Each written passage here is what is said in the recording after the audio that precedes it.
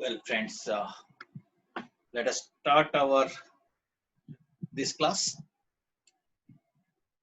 Am I audible to all of you?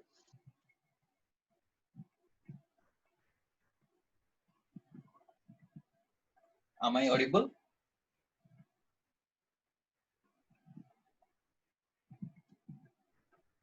Yes, sir. Okay. So, in the previous class, we are discussing. I told you, in fact, three websites which are relevant for us. One is CBIC, second is GST, gst.gov.in. Third one is ICAI.org. So I told you to download the ebook from the website, CBIC website. You can do that. Then you can download the study material from ICAI website for your reference purposes. Keep it with you. I'll tell you what are the important portions which are relevant for you for your studies. We'll be covering those aspects. Then I told you three kinds of taxes under GST. Okay, in fact, there are four kinds of taxes we'll be covering from shortly. Three kinds of GSTs I told you. Can you tell me what are these GSTs?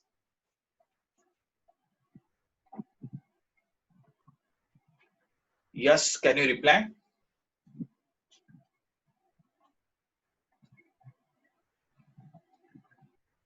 Yes. Or Bridula, can you reply?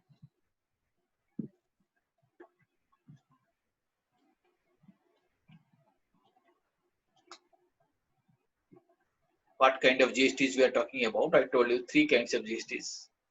We have covered so far three kinds.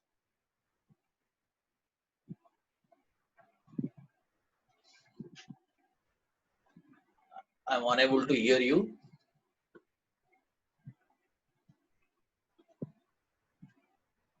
Suryans, can you speak?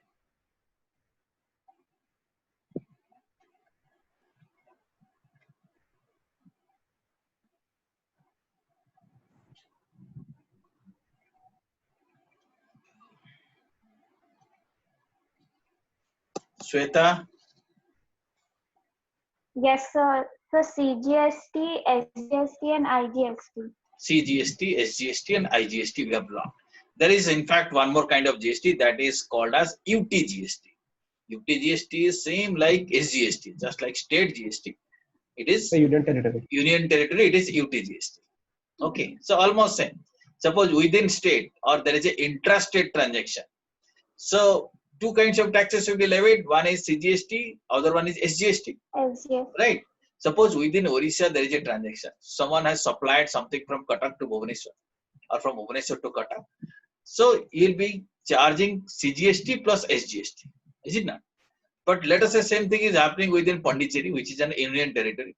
That the person, that supplier will be charging what? IGST. Not IGST. IGST is for interstate. But Interstate. within Pondicherry, I am saying. Within sir. the Union Territory. Then Sir, CGST and UGST. CGST and UGST or UGST. UTGST. Okay. Only in case of SGST, it will be UTGST. Like that. Okay. So this is how GSTs are levied. I am going for screen sharing now. Just a minute.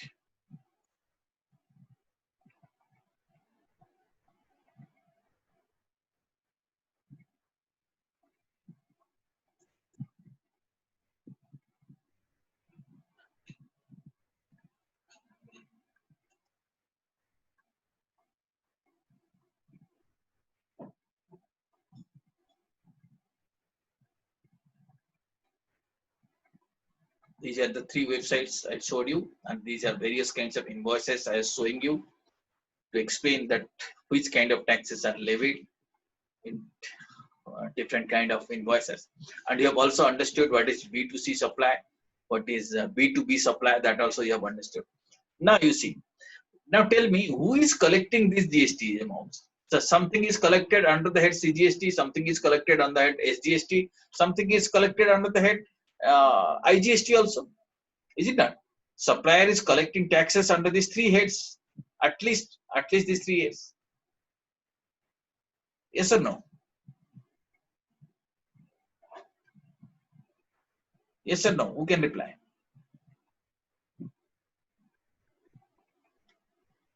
Yes, sir. Yeah, so under the 3 years.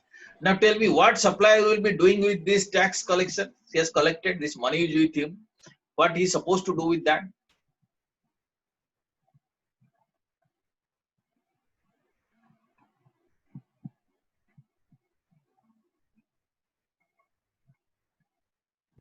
Sir, can you repeat? Supplier is collecting GSTs under Yes, three sir. heads. Every Yes, supplier, sir. whenever he is doing interstate supply, he is collecting CGST and SGST. And wherever it is doing some interstate supply, it is collecting IGST. So different kind of Yes, sir. supply. Suppose this particular supplier has made an interstate supply, he collected IGST. The same supplier is making an intrastate supply, he is collecting CGST and SGST. Meaning at least supplier is collecting GST under three heads. One is CGST, one is IGST, and one is SGST. Right? Under the three heads, he is collecting money. Now, what you will do with this collection?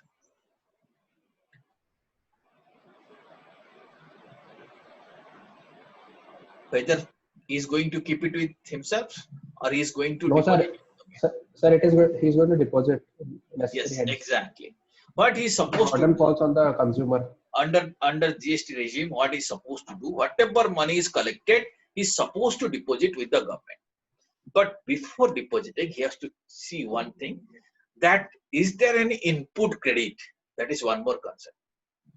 Okay, one input credit means suppose he has purchased something or he has availed some services on which he has already paid some GST.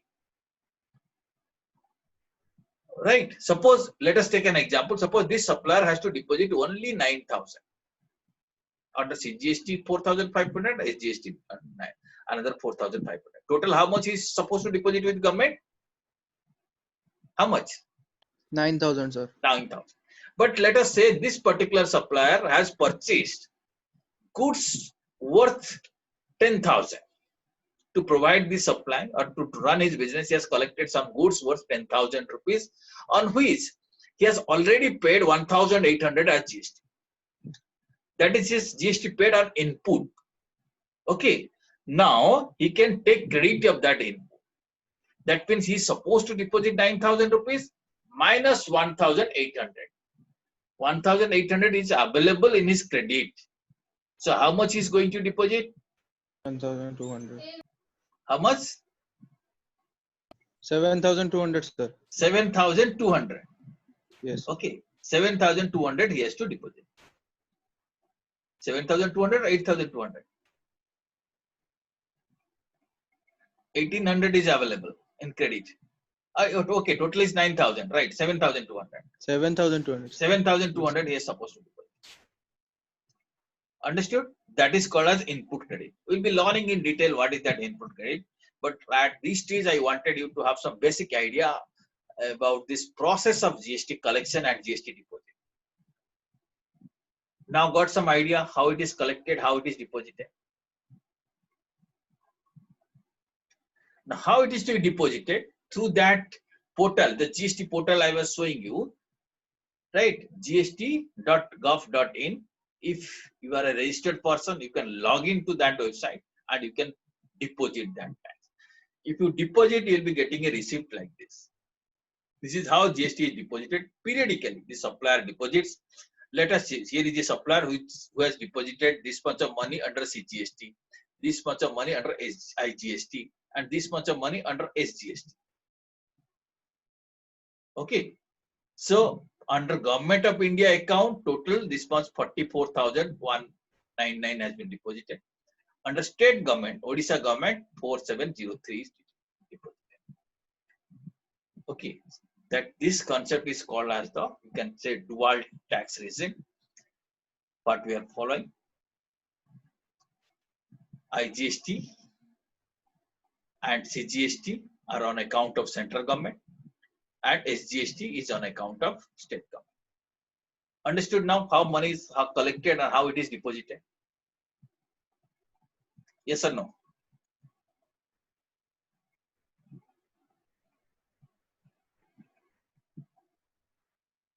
Are you getting me? Sweta, can you reply? Yes, sir. I got you. You got it? Okay. Yes, sir. I got. Now, the person who is a registered person, they get a certificate like this. This is called a GST registration certificate. You might be seeing in many shops a certificate they display. They are supposed to display in a prominent place their GST certificate. Okay, this is called as the GST registration certificate. This kind of certificate. When we will be learning this registration certificate, once again I will be showing you the registration process and how this certificate can be obtained. This certificate, this registration process happens through that GST portal. Okay, this portal is very useful for all kind of practical things, right? So that is, this is how GST certificate looks like. Well, now having at this stage, having covered some basic things, some general idea which are expected of you. Now we are in the position to learn some theoretical aspect. You know, when we are learning indirect tax, we are talking about some kind of taxes. We have already learned a direct tax called income tax. Indirect tax concepts are different. Indirect tax, what happens? The person collects money from some person, deposits with government after adjusting his own credit. Concepts are different from direct tax, so we have to learn it, learn the related acts and laws. You know what is tax? That basic idea most of you must be having, since you have already covered direct tax. You know, tax is not a kind of voluntary payment. It is enforced by the government. It's a legal enforcement, is it not? Whether taxes are paid voluntarily or it is enforced by law. Please unmute and speak. Anybody can participate.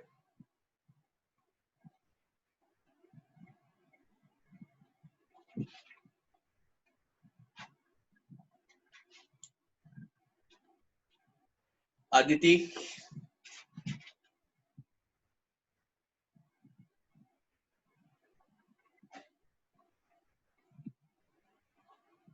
Aditi, are Sir, you listening? it is enforced by law.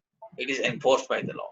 So that means without authority of law, tax cannot be levied. Money cannot be collected from the citizens of the country without any authority of law. Whenever tax is collected, it must have been authorized by some kind of law. It's a legal enforcement. Okay, and government collects this money and government uses it for various kinds of public services. To fulfill the socio-economic objectives of the government, taxes are collected. And broadly, we divide these taxes into two kinds of taxes. One is direct tax, you know it. Another is indirect tax, right? And all of us invariably pay tax, right? So direct tax, when you pay, you feel that you are paying tax out of your pocket because directly you are depositing money with government. But indirect tax, you do not directly deposit with government, but money is indirectly collected from you and deposited in government's account. Is it not? So, for example, since today morning till this time, till now, you must have paid various kinds of indirect tax without your knowledge. The moment you are consuming food, you are paying indirect tax. Whatever you are doing, you are paying indirect tax because it is included in the price of all these goods and services. Is it not? Yes or no? Yes, sir. Okay. So, right. So, in the meantime, once again, I remind you that you should put your roll number in the chat box for attendance purpose. Well, now at this time, let us try to distinguish what is direct tax and what is indirect tax. Direct tax, the person paying the tax to the government directly bears the incidence of the tax. And directly bears the incidence of the tax means Anybody who can help me? That means he bears the ultimate impact. Yes, sir. Okay, immediately he pays. He cannot transfer this burden to somebody else.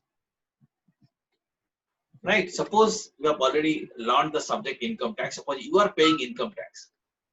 You are paying and you have to bear its consequence. On the other hand, coming to indirect tax, for example, let us say we'll talk about GST. You see, it's the shopkeeper or the supplier who is depositing money with the government. Is it not? Whether you are depositing, shopkeeper is depositing. But shopkeeper is not bearing the ultimate consequences. Shopkeeper is what he is doing, he is collecting money from you and depositing it to the government. He is collecting money from the consumers. So ultimate impact is on the consumer. Is it not? So you can say direct tax is a kind of tax where the immediate impact as well as the ultimate impact is on the same person. Whereas in case of indirect tax, the ultimate impact and immediate impact are on different persons. Understood? Are Yes, you getting sir. me? Okay.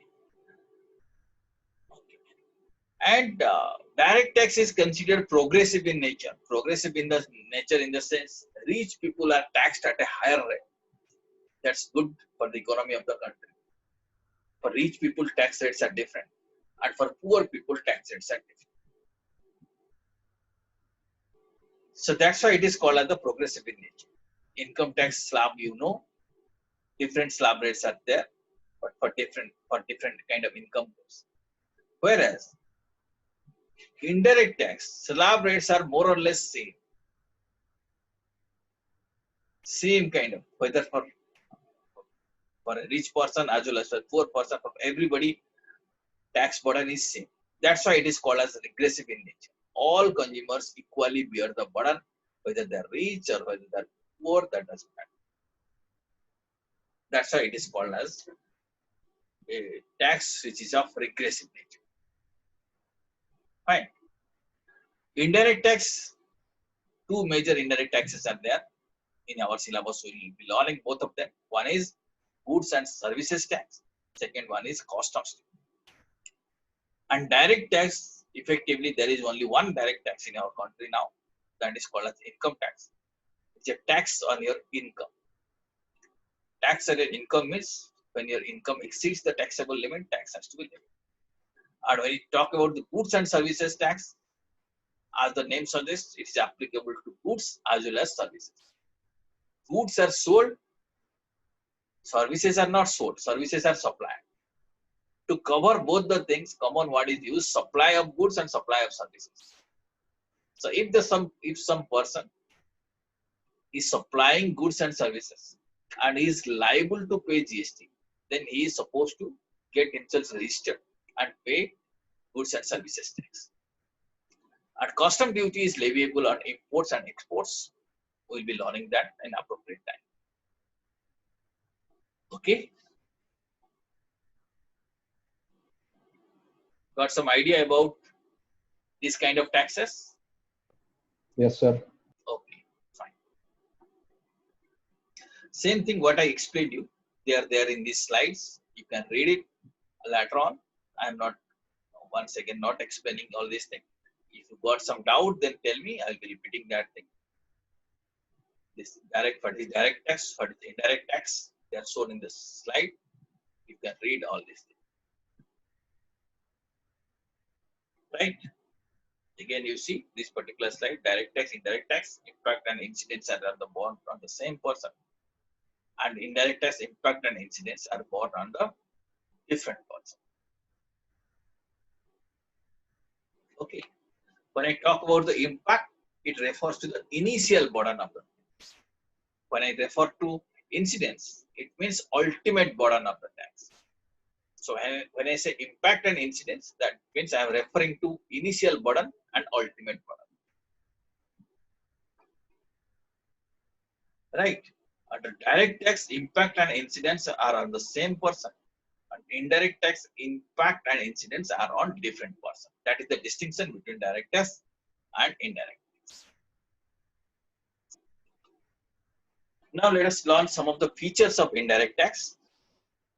Some of you please read them. These 8 points are there. We'll be discussing one by one. So I want some of you please read this list. Anurag, please read what is item number 1. Sir, important source. It is the important source. I'll be explaining you how indirect tax is an important source of revenue. Then, Sir, tax on commodities and services. yeah, right. Both commodities and services are covered here. Sir, Then- shifting of the burden. Shifting the burden, I have told you briefly. Once again, I will be explaining you how burden is shifted. The Next. fourth is no perception of direct pinch. No perception of direct pinch. You will not feel the pinch of indirect tax. Next point. So it's inflationary. Inflationary. Okay, I'll be Yes, sir. explaining what is that, how it brings inflation. Next point. Sir, wider tax base. Tax base is wider. We'll be seeing that. Then Promote social welfare. how indirect tax promotes social welfare. We'll be discussing that aspect. Then And, last sir, one is it is regressive. regressive. These are some of the features of indirect tax. We need to understand it since we are learning indirect tax. We should have some idea about these features. First one, as we are discussing or we are talking right now, it is an important source of revenue.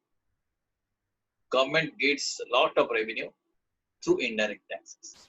Not only in our country, throughout the world, indirect tax constitute a major source of revenue generation. Right? There was a time where direct taxes were contributing more in government's revenue collection, but now it is indirect tax. So more than 50% of the tax collection is from indirect tax. Okay, that is the importance of indirect tax. Right? Now, okay, at this stage, let me tell you what, when you are talking about the importance of indirect tax, we have seen, or let me tell you this concept again. We are learning this subject, indirect tax. Can you think of what is the reason why it is necessary for us to learn this subject, indirect tax? You may say one reason might be that if you know this subject, it will help us to meet the compliance requirement. Right? Yeah, some of you are asking some questions, I think. I request you again. No, not through chat box. Don't raise hands and don't ask questions through chat box also. It will be difficult for us to visit chat boxes in between the classes. All that you can do, you can unmute and speak. No issue. If you want to ask something, unmute and speak. No need to raise your hands. No need to write your questions in the chat box. Unmute and speak. You have anything to say? Anybody have any queries?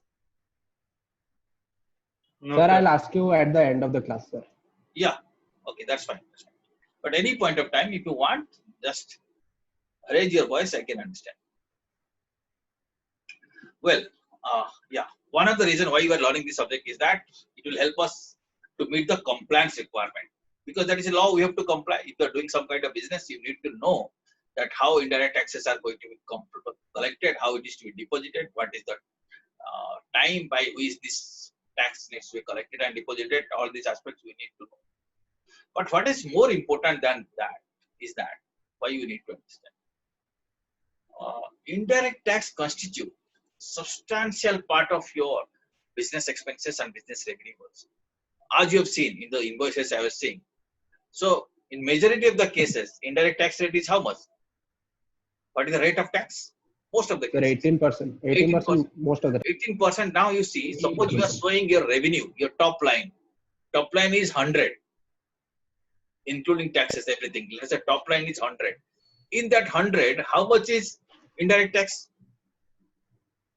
18%. 18%. And this 18%, frankly, it is not your money. You have to deposit it with the government. Is it not? Yes, You are sir. So it's collecting it. inclusive of the price. Inclusive of the price, you have to deposit. Right? The moment it is collected, it becomes a liability for you. right? Within a defined time, you have to deposit it with the government. After adjusting your credit, let us say you have purchased something. Let us say purchased is 50.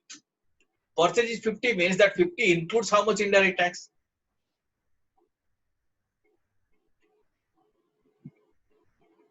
How much indirect tax is included there? Who can tell me? Again, 8%. Sorry, 18%. Yes, sir. How much? Sir, 9 rupees of it is. Again, 9 rupees. Right. So you see, most of the items that appear in your statement of profit and loss, revenue includes, and most of the expenditure, except few, let us say salary doesn't include GST, indirect tax.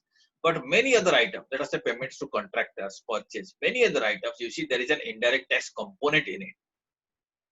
And that component size is also big. It is a substantial portion, almost 18%. Okay, 18% has to be paid by way of tax and 18% has to be collected by way of tax. Right. So this payment and collection affects your cash flow. Your business cash flow also gets affected by these two kinds of these kind of inflows and outflows. Is it not? So if you want to do cash management properly, proper cash management or proper fund management of your business, you need to have a good idea about indirect taxes so that you will be able to manage. 18% is not a small amount. Is it not? 18% of your revenue. So you should maintain that much of a liquidity in your business system so that comfortably you can collect money and pay money. Is it not? So that is one more reason. One reason is definitely you have to comply. You don't have any other choice because it is a, let us say it is a legal requirement. You have to collect tax and pay tax. But what is more important now is that to understand the business also, to manage your business, you need to learn the indirect tax law. Without learning that, it will be very difficult for you to understand the business transaction itself. Right? You cannot understand the volume of sales unless you understand the GST law.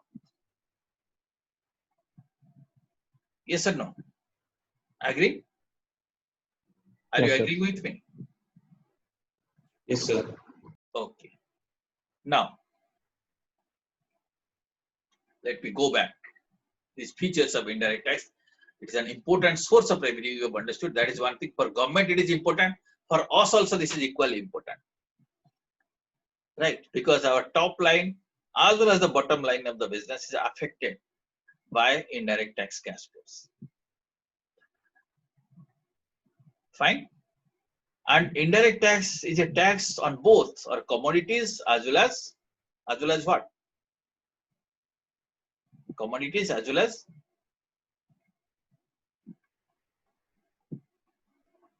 some of you Services. services.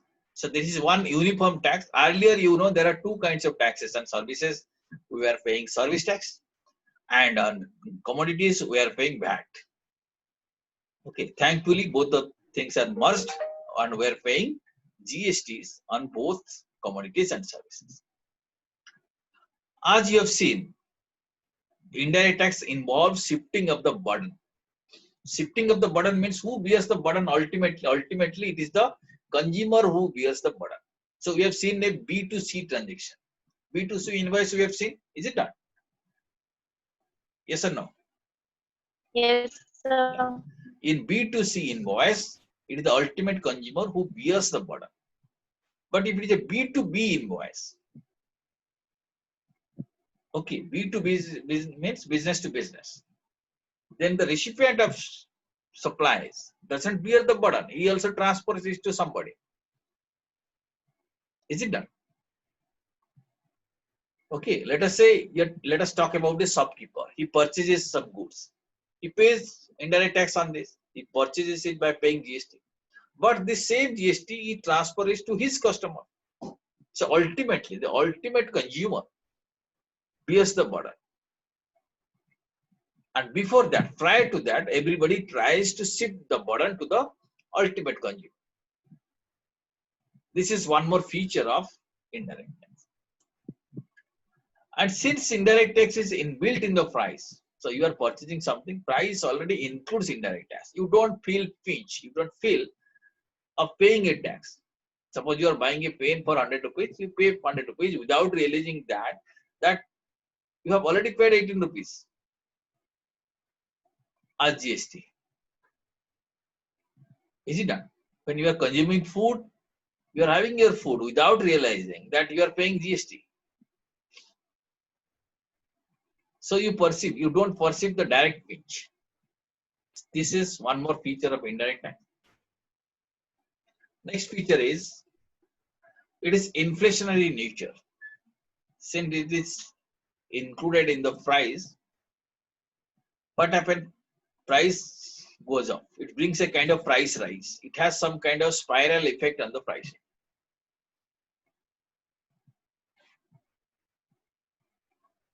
That's why it is called as inflationary in nature. It affects the price of commodity and services, and it leads to a kind of inflationary trend. So at each stage, price increases. Indirect tax collection base is very wide through various kinds of, it is leviable almost most of the goods and most of the services. There are few exempted goods and services, except that tax base is very wide so far as indirect tax is concerned. Now, the point 8 talks about promote social welfare. This you might be wondering how this kind of tax collection promotes social welfare. Can you think of how indirect tax collection promotes social welfare?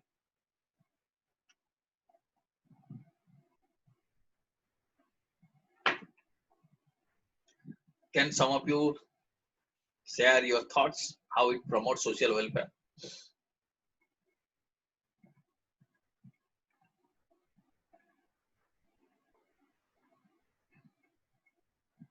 Any idea?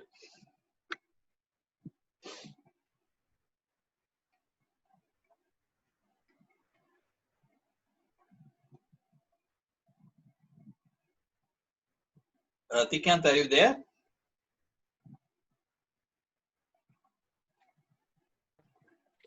Yes, sir. Yes, sir. Okay, how it promotes social welfare? Any idea? You see, there are some goods which are called as the seen goods, like Yes, sir. Yes, alcoholic product, etc. yes, So sir. through this indirect tax collection process, more tax is levied on those goods, so that the consumption of those harmful products can be discouraged. So high taxes are imposed on consumption of seen goods. That is how it Yes, sir. promotes Yes, sir. social welfare, right? Yes, And sir. as we are discussing, it is regressive in True, nature. true. It is regressive in nature. Regressive in nature means rich and poor all are taxed uniformly. The moment we are consuming a goods, tax rate is same for everybody. So that's why it is called as it is understood as a regressive nature. Yes, yes. Nature of this tax is regressive. Understood this? Yes, sir. Yes, sir. Okay. So Yes, now I am showing you this particular picture. Is it visible to you? This shows the journey of GST. You can say since 2006, our country is trying to implement GST, and finally, on 1st July 2017, GST was launched. You see, this picture shows in which year what has happened. You may see it later on. Okay, at a leisure time, you can pause the video and watch what has happened. All these things are history. May not be that relevant for us. All that we have to remember is that GST launched on this date, launching date of GST. Can you tell me when GST is launched?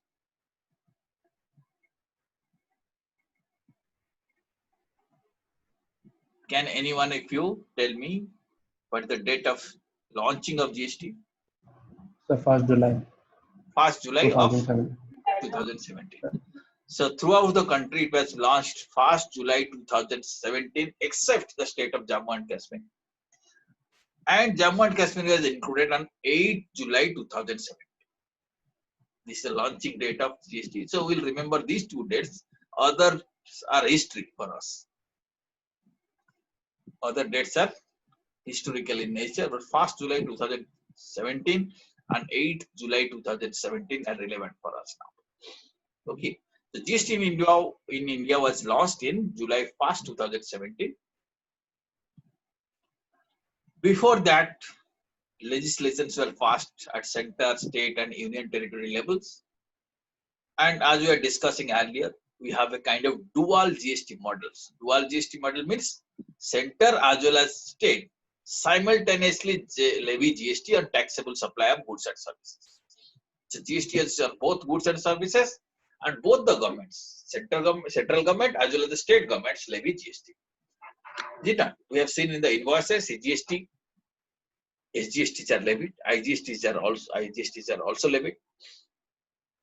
Okay, so both, that's why it is called as the dual GST model, which our country is following. Considering the federal structure of our country, there are various states are there. Considering this kind of various structure, it has been decided, or the government decided, to implement this dual GST model. Okay. So going to let us learn a little bit of history, even if it may not be that relevant. On 27 March 2017, central GST legislation like CGST bill, IGST bill, and UTGST bill, and GST compensation of states bill were introduced in Lok Sabha. 27 March it was introduced. These kind of bills are introduced in Lok Sabha. And Lok Sabha passed these bills on 29th March 2017. Finally, these bills got assent of the president. Here we are talking about the central laws, central legislations. And president gave assent on 12th April 2017. These bills are enacted. The moment president assent we receive, it bills become law. And after that, not after that, different states passed their different state laws. But by 30th June 2017, all the states and union territories had passed their respective SGST and UTGST acts, except Jammu and Kashmir. Okay, 30th June 2017, all the state laws were passed and GST implemented on 1st July 2017. And this law was extended to Jammu and Kashmir on 8th July 2017. So these are the dates which are relevant for us. Okay, so the concept of GST, I will be covering it little later. Now, I will be showing you one more thing. Let me stop sharing this file. I'll go to your GST book, which I had told you to download. Yeah. Okay. So once again, are you seeing now? Goods and Service Tax apps, the GST book I told you to download. This is that book. Yes, sir. Okay. So I request all of you, please download this book. This book is for reference purpose only. Okay. You may not read this book, but if something we want to refer, let us say you want to refer a particular section, you can refer this book. That is study material I told you to download. That can be downloaded. You can read those materials. Right. So this is the ebook of GST. Let me go through it. It contains, first if you see, it contains a different act. Okay. This is called as the 101st Constitution Amendment Act 2016. This Constitution Amendment Act, this is also history for us. We need not read this act. Let us skip this act. After that only GST Act will start. This act we are skipping.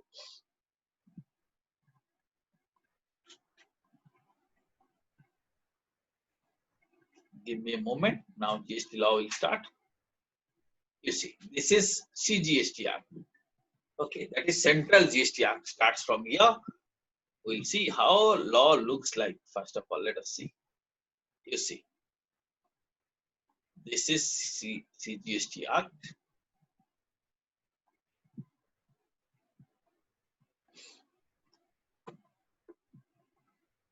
Right.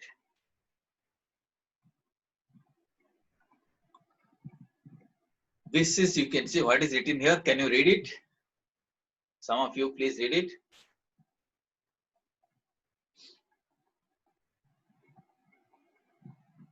Shweta, can you read it?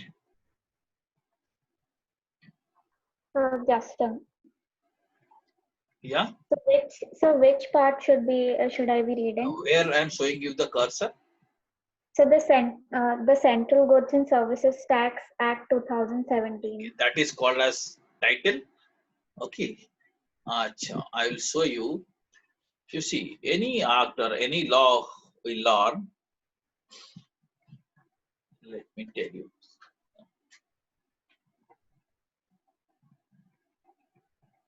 Now look at any law we study. The laws contain certain chapters, right? You have studied income tax law. What are the other laws you have studied? Any other law? Give me some names that these are the laws you have studied. The business law. Business law includes various acts. No? Which law? Which act? Business law means you are referring to a set of laws. Is it not? Sir, Contract Act. Contract Act. Contract Act you have studied. So Then Partnership Act. Partnership Act you have studied. Then which other laws you have studied?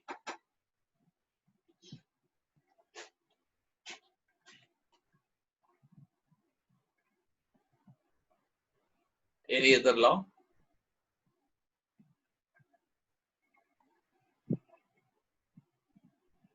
Anybody else? Cyrus, can you say? Yes, sir. Any other law? So the Consignment Act. Consignment Act. Acha. Then some other thing. I am not aware about that act, but let us see. Maybe you Google it and find it out. Then which act? The IT Act. Which act? The IT Act, Information Technology. Information Sale of Technology Act. Goods Yeah, Act. that's a law. Sale of What other? Goods Act. Which act? Sorry. Sale of goods. Sale of Goods Act. Yeah, Sale of Goods Act you have studied. You see various kinds of act you have studied by now. Companies Act have you studied? Companies Act 2013. Have you studied this law?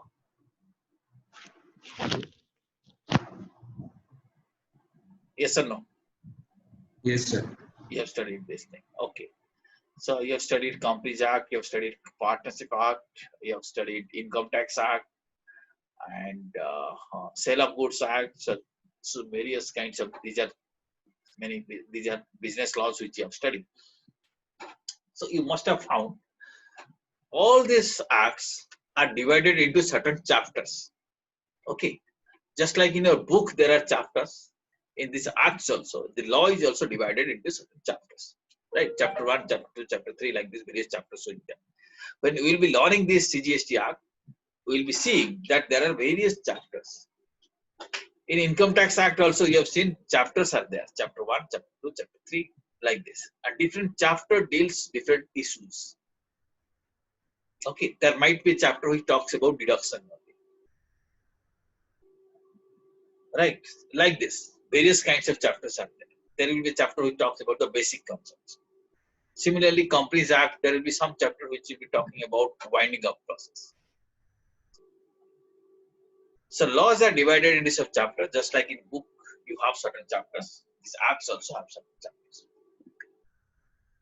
Okay, but inside that chapter, in law, each chapter is divided into certain sections. We call it as sections.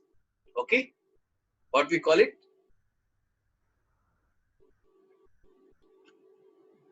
Aditi, can you reply? How Yes, sir. chapters are divided into various Sets. sections. Okay, various sections. Okay, and these sections are again further divided as various subsections. Okay, so sections will be there, subsections will be there. Okay, so in law we find chapters, then sections, then subsections. Then Subsections might have some clauses. We refer to these clauses. Clause might have some subclauses. Okay, we need to read those subclauses. Right? Subclause might have some items. Subclause section number this, subsection this, clause this, subclause this, then item one. Item may have sub items. This is how law is generally written. Okay, chapter, section, subsection, clause, subclause, item, sub-item. Then there are provisos, there are explanations, there are examples. All these things forms a part of law. When you read a law, so we need to have some idea how law looks like, what is the structure of law. I am showing you now how law looks like exactly. I will look at this particular act. If you see here, right, here law starts from here. What is it in here? Chapter 1, right? Chapter 1, the name of the chapter is preliminary.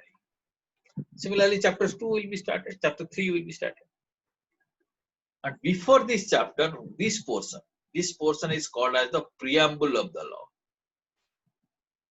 This talks about the intention of this law. Why the law is passed, if you want to understand, then we have to read this preamble. This preamble, exactly strictly, it is not a part of the law. But still, if you want to get some idea that why this law is passed, you need to learn the preamble. Okay, like this preamble says, an act to make a provision for levy and collection of the tax on interested supply of goods and services, or both. That means goods, services, or both, by central government, or for matters connected herewith or incidental there. That means in order to do all these things, in order to ensure or in order to collect taxes and goods, services, or both central government as well as state government, this particular law has been passed. That is the intention. Then after that, chapter 1, you see this is called as the section. Okay, section 1, subsection 1, like this. These are called as the section. If you go further, section 1 will be over. Section 1 will fast. Subsection 1 talks about the title of the act. This act will be called as Central Goods and Services Act 2017. Okay, it extends to whole of India except the state of Jammu and Kashmir. Subsequently, it has been amended. Jammu and Kashmir are included. It shall came into force at such date as the central government by notification on official gazette appoint. Okay, so came into force on 1st April 2017. We know that central government by official gazette notified that.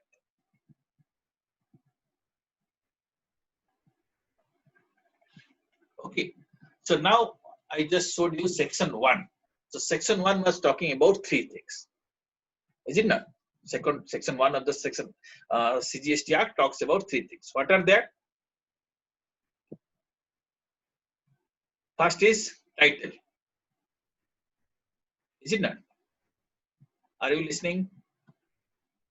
Yes, sir. Okay. Yes, sir. Title, or it's called a short title. The title of the act is CGST Act. Second is its extension. It extends to whole of India. So title, extent, and commencement. These are the 3 things which are discussed in section 1. Then, having read that, we'll be moving to section 2. Section 2, you see, talks about definition part. So when we'll be reading the law, when we'll be entering into the subject, today we have not yet entered into the subject. When we enter into the subject, many times we'll be using various kinds of terminologies, various words.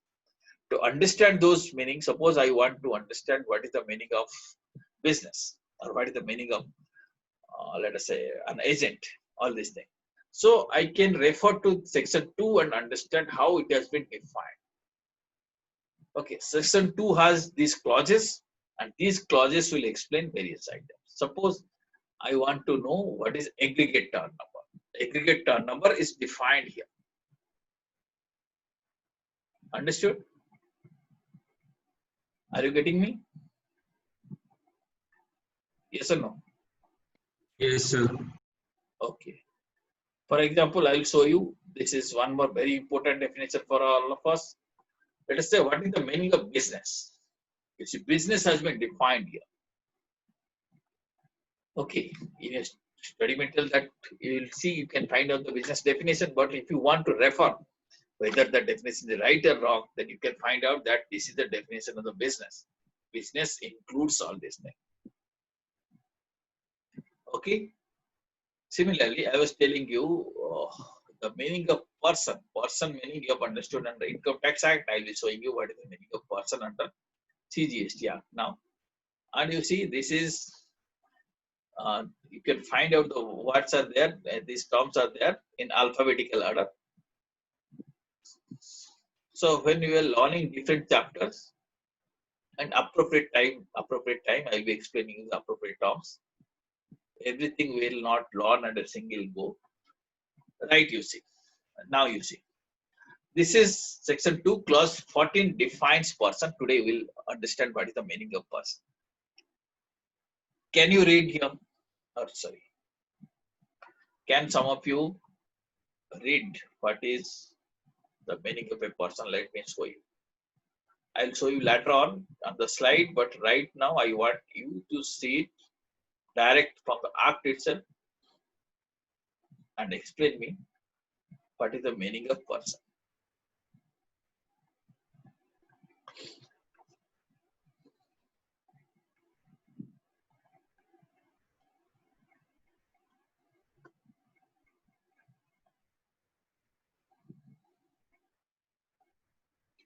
Yeah, Sweta, can you read it? Yes, sir. So, Yeah.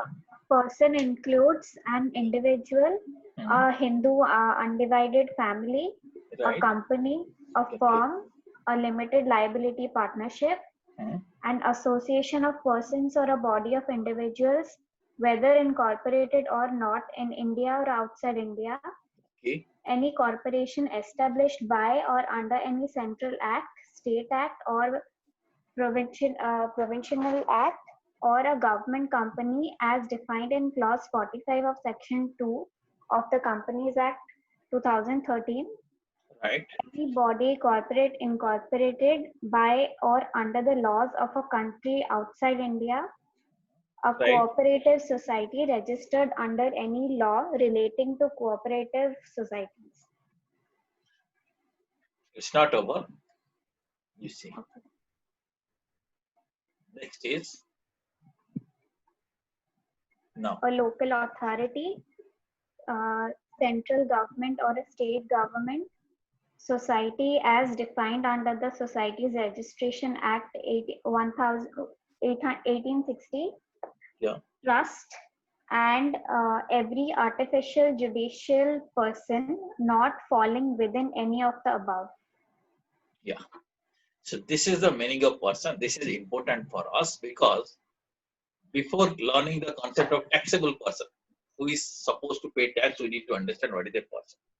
Now you have, since you have already studied income tax, you must be knowing what is person according to income tax law. Yes or no?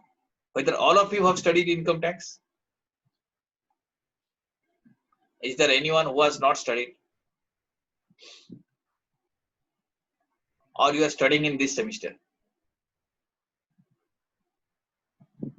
Sir, we started in the last semester. Last Yes, semester you we studied. studied. Okay. So since Yes, you have sir. studied, all of you have studied. Yes, sir. That means Yes, it's a general paper or it's a kind of specialized paper. Sir, it's a paper for finance and account students in the second year. Okay. That means it is an optional, no? Not for all of you. No, sir. It's a compulsory paper for second year. In second year, we don't get optional papers. Okay, right. Okay, right. So, friends, at that point of time, you must have studied the definition of person. Can you tell me, or can you will you please try to identify what is the difference between that definition and this definition? Is there anything which is included here?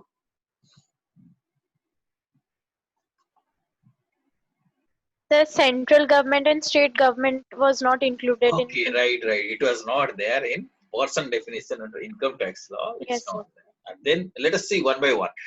Individual, is it there? there, sir. Yes, sir. Yes, sir. Yes, sir. HUF, Yes, sir. company, Yes, Yes, sir. sir. farm, Yes. LLP. Yes, sir. Yes. Under Income Tax Act, farm includes LLP. Yes, Right. sir. Yes, sir. Yes, sir. Right. Yes, sir. AOP, Yes, AOP, sir. BOI, both are there. AOI, BOI, both are there. Achha. Yes, Now sir. this one, corporation established by or under Central Act, State Act, Provincial Act, Government Company, as defined under Clause 45 of Section 2 of Companies Act 2013. It is there under income tax law. No, sir. No. So these additional things now you have to remember. Okay. Since you have already studied the meaning of person under income tax law, this is not there. This is an additional thing. Then body corporate incorporated by or under any law of a country outside India. Was it there under income tax law?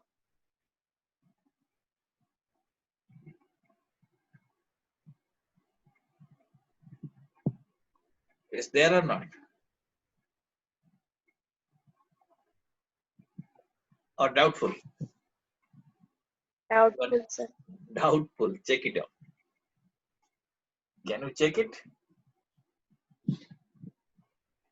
How many kinds No, of sir. persons? Huh? Sir, it was not there. It was not there. How many kinds of persons you have remembered under income tax law? Tell me number.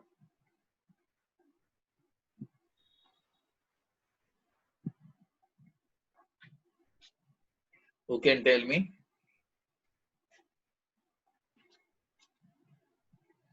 Okay, let me help you. There are 7 categories. Okay, 7 category. Try to recall now. What are they? One is individual, then HUF, HUF2, Company. company, Company, 3, then farm and LLP, 4, then AOP and BOI. OP, BOI, they are 1, 5, then Cooperative society registered. cooperative society, is it there? Doubtful. It may be included, but it is whether person definition includes that. You may treat it as a AOP or BOI, but cooperative society is specifically included. No, sir. It is not there. Okay, the Sir, 6 one. also, sir, the artificial Artificial juridical, I juridical think, person, then 6, but I told you 7. I told you 7. Sir. There are 7 category of persons, but you sir, local added authority. Sir, local authority. Very good, very good, very good. These are the 7 category of persons, right? But that does not mean that, let us say, body corporate are not persons. Okay, so if you have to see under income tax law, the definition of company is different. It's not the same as Companies Act 2013 definition. So you check it. So as let us say business, as the students of business, as the students of commerce, you are expected to understand what is the meaning of company under Income Tax Act, what is the meaning of company under Companies Act. And there you can understand when I say company, it includes body corporate incorporated under any law of the country outside India, right? And here cooperative society and income tax law doesn't specifically mention, but definitely it is included as a part of AOP or BOI. Okay. Local authority are there in income tax law. Central government and state government, you are right, it's not included in income tax law. Societies are indirectly included in income tax definition. Trusts are BOI or AOP, or every AJP. All these things are there in income tax law. Okay. Understood now? Okay, are you getting me? Yes, sir. Okay. So this is what, this is the definition of persons. The definition of person is important for us. Okay. What we studied today, so we covered some basic aspect. We tried to understand what are the various kinds of GSTs that are levied. and what is the system, basic system, how taxes are collected, what is the document through which taxes are collected, how they are deposited. We try to understand it at a very basic level. Frankly, we have not entered into the subject today. Only basic platform we try to create. And only a little bit of law we studied. We try to understand how law looks like, what is the structure of the law, and what is the section 1 of it we have covered. And section 2, we try to understand only what is the meaning of person. That is what we have done today. Okay. Tomorrow again we'll be catching up. We'll try to enter into the subject. Other things we'll be learning tomorrow. Now, do you have any query? Feel free to ask me right now. Any doubt you have?